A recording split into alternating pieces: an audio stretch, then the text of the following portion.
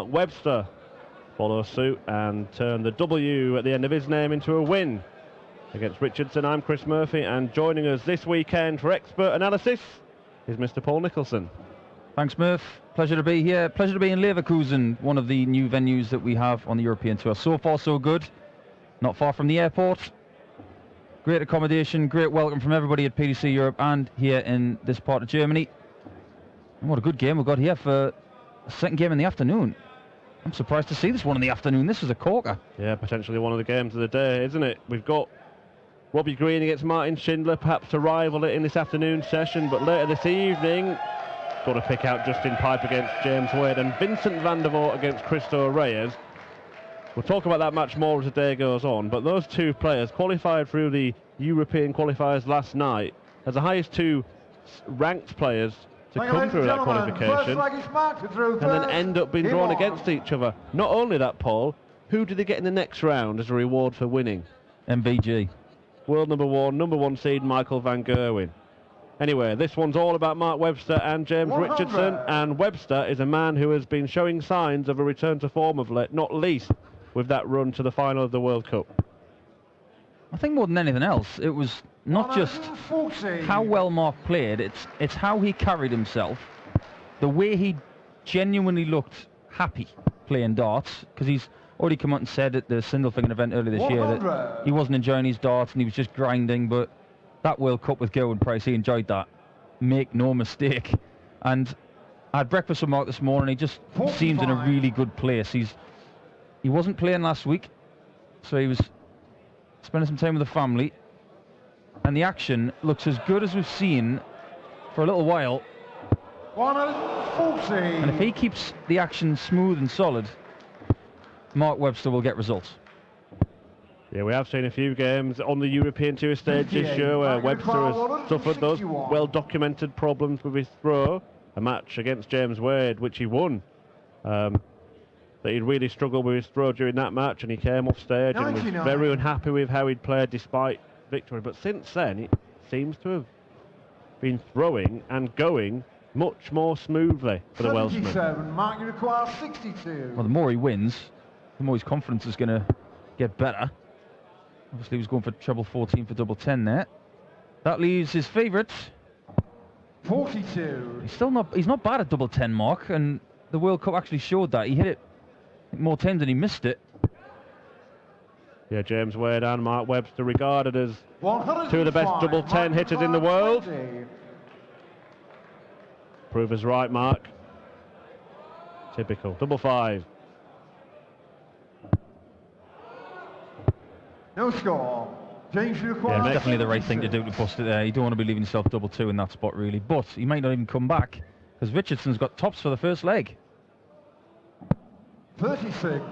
Mark, you require 20. Yeah, it made sense for Mark Webster to leave one of his favoured doubles by busting his previous score, and that's why double 10 gets Mark off the mark. Something like he seems to do first. He won.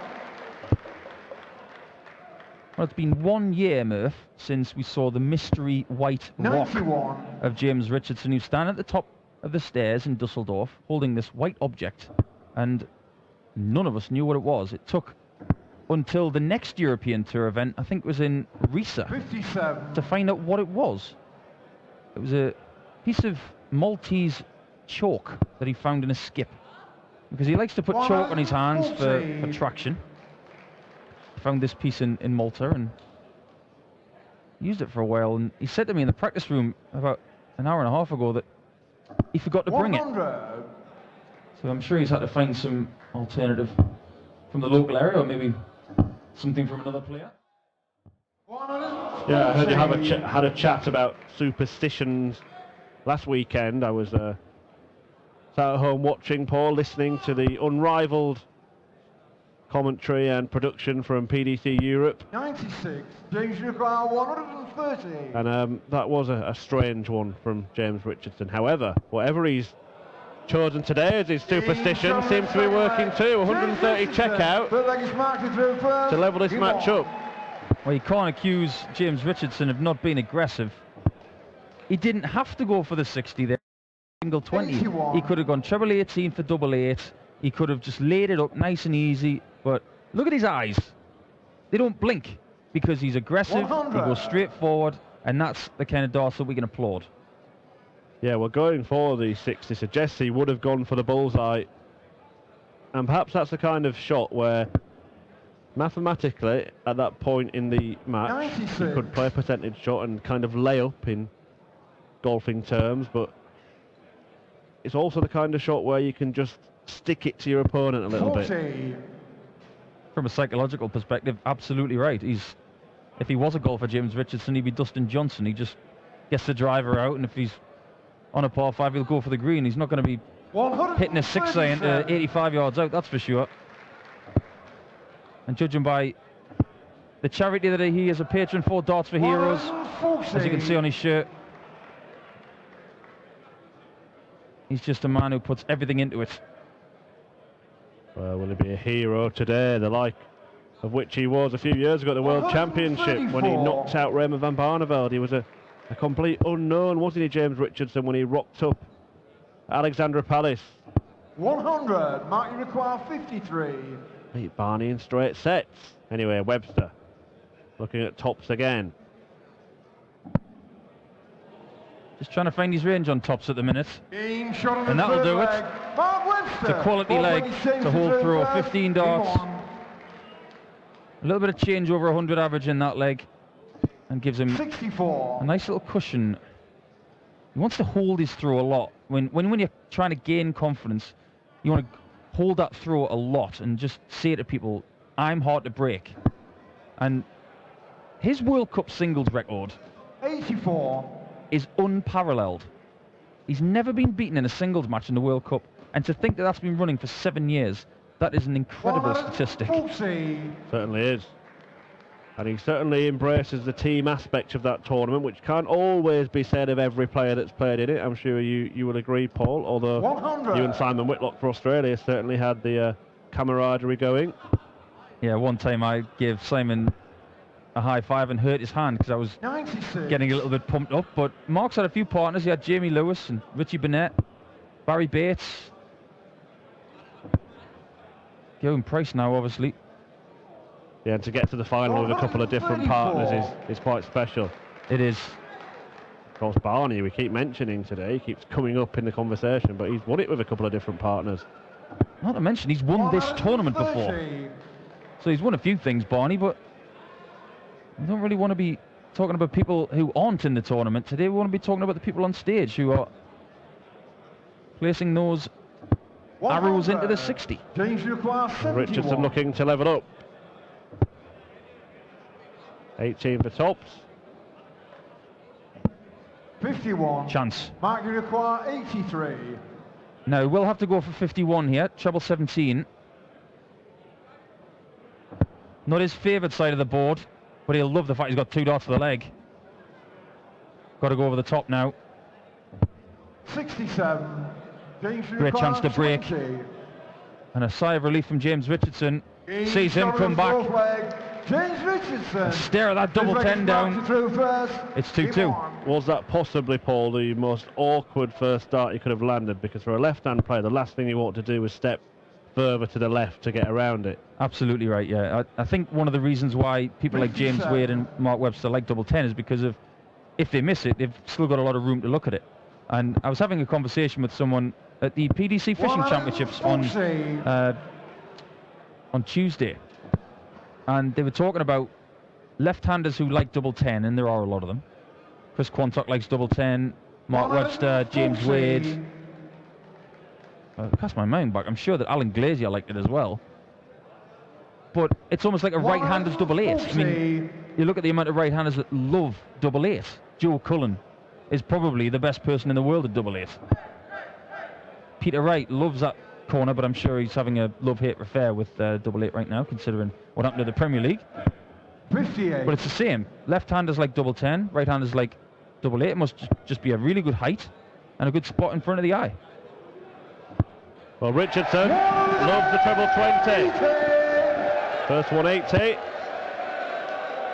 of this contest, and it gets him down to 41 after 9 darts and a chance to break Mark Webster's throw. 97. James requires 41. Well, he's got me there. He's got 41. I heard Paul Hinks say it. Well, I think he's bamboozled himself there, James Richardson, tidying up. Right-handers love double eights. 25. Well, you would have really been slapping yourself, James, if you'd have hit the treble 19. And you will if Mark Webster hits this. Well, what on earth was he doing? 180 left 41. Paul Hinks correctly told him he had 41 and he rapidly fired somewhere towards the treble 19 bed, and that I assure you was for double eights. Maybe he's just a little bit frazzled. Yeah. Now, Mark has a realistic chance of holding his throw if he can chip this 108. 88, treble 16 now, clear bed, hits it, tops, and this will hurt Richardson. Ooh, it just dipped at the end, and a wry smile from Webby. Well, Richardson needs to settle himself down somehow. Double two. And that might just do it. Madness at the end of that leg after the 180. Well, it couldn't have been madder if it would have gone in the madhouse after that. I'll have to ask him at some point in the next few days, what were you thinking? Because that really was a bamboozling moment. Well, it took him 9 darts to get down to 41 and a further 8 to finish it off. But in the end, it matters not. It's 1 in the win column and a breakered throw. 77. But we noticed in the crowd, as James was going for the 41, we had one of the best youth players in the world in the crowd, Justin van der Gouw from the Netherlands. There he is on the left, sitting with his mum. Tried to qualify last night and ran into Jermaine Watamina. He was 4-1 up against Jermaine, set to make his debut on the European Tour. 58. Jermaine took out 5 legs in a row to beat him 6-4, so as far as Justin van der Gouw is concerned, we'll have to wait. Well, this pair both came through the UK qualifying system. Mark Webster seeing off Andy Hamilton and Mick McGowan to get here. We know how brutal those qualifiers can be. Paul, that's why you're sat next to me. Yep, I run into Mervyn King again. That seems to be happening on a regular basis. 100. James Richardson seeing off Richie Corner and Ted Everts. A couple of 6-2 victories for the man from Rushden. Well, funnily enough, James is from Rushden in the Midlands. 100. Northamptonshire, a place of the world in the world that I know a lot about. Oh, how aggressive is he going to be here? Double eight. Oh, that's aggressive and brilliant. 4-2 lead for the man from Rushden. And as I'm about to say it, quite tragically, James said to me, they've knocked down the football stadium in Rushden. And we're actually very close to the Bayer Leverkusen stadium in this arena. It's just over the road. 140. Yeah, Rushden and Diamonds, the famous football club from that part of the world, or famous former football club. Mark Webster from Denbigh in Wales. 140. Big Man United fan himself, though. You wouldn't guess it by the shirt, would you? Every shirt he gets is symptomatic of Manchester United colours. 140. But he might need to find a bit of Fergie time in this one, because Richardson is a couple of legs clear and a couple of legs away from a place in the second round, and the winner of this contest will take on Benito van der Past, who you might suggest is there for the taking at the moment. 140. It's all on the day. I'll tell you what, right now, James Richardson, the difference between these two is the scoring. Because Richardson is constantly finding himself on very small numbers after 9 darts. 81. And it is 81 this time. It's double 12. It's a brilliant leg. It's a 5-2 lead. And Mark Webster needs to reel off 4 legs in a row to stay in this tournament. Yeah, he's had 10 140s in this match, James Richardson. And now he's had 2 180s as well. I think he enjoyed that. Did say this is going to be a juicy game 100. because these two guys can play very, very well on the European stage. James has gone deep in a few tournaments, 100. and I think he prefers it on the stage as opposed to the floor. But we know that Mark has played some decent stuff this season and last season on these different stages that we play on. Well, make no mistake, this is a sublime performance from James Richardson, averaging around 100, 2 180s, 10 140s. 3 big combination finishes. 140.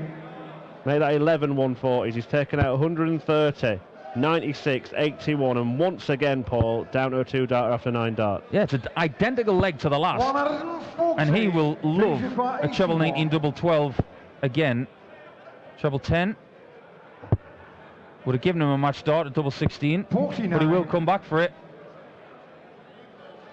It's not looking good for the man from Denby. But Webster's played perhaps at a level that is usually enough to get you through a first round contest. He sets up the shot just in case, but Richardson, averaging over 100, finishes the job with a brilliant first round display, a 6-2 win. Mark Webster acknowledges the performance of his opponent. Richardson, ruthless by name, ruthless by nature, and moves through. We already have our first ton-plus average here in Leverkusen. A new stage and a happy home for James Richardson. He'll take on Benito van der Pass tomorrow. We'll see what he thinks about his performance. Here he is, your winner, James Richardson, talking to Elmar. Partie von ihm. Average von 101 Punkten. Gute Doppelquote. Gute Werte für Ruthless.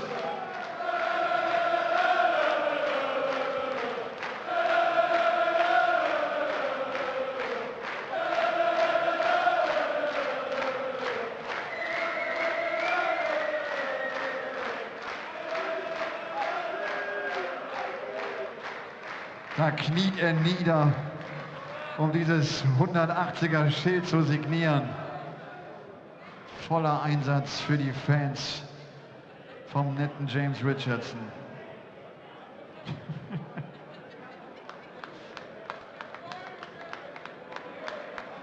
James, are you comfortable over there? Yeah, okay, look, I will come to you there.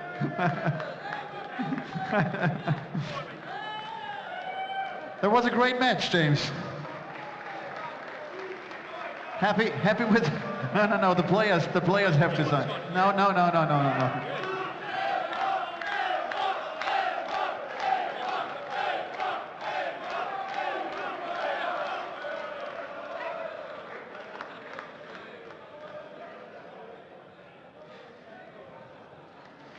So James, come to me. They love you. That was good. It was fun, wasn't it? What about fun? I mean, Mark's a brilliant player. Mark's on form at the minute. I'll just play my game and that's it. That's all I do. Oh, just played your game, average of over 100, 40% doubles. That's a good game. Over 100? I've never done that before. What's that about? That ain't me. So, goal for this weekend? What's the plan? Well, just do as best I can. I mean, you know, the amount of players who are in this tournament, there's so many good players. I mean, I've got Benito tomorrow. Benito's a fantastic player. You know, it'll be a good game. I'm looking forward to it. Yeah, we're looking forward to that as well. Thank you, James. James Richardson.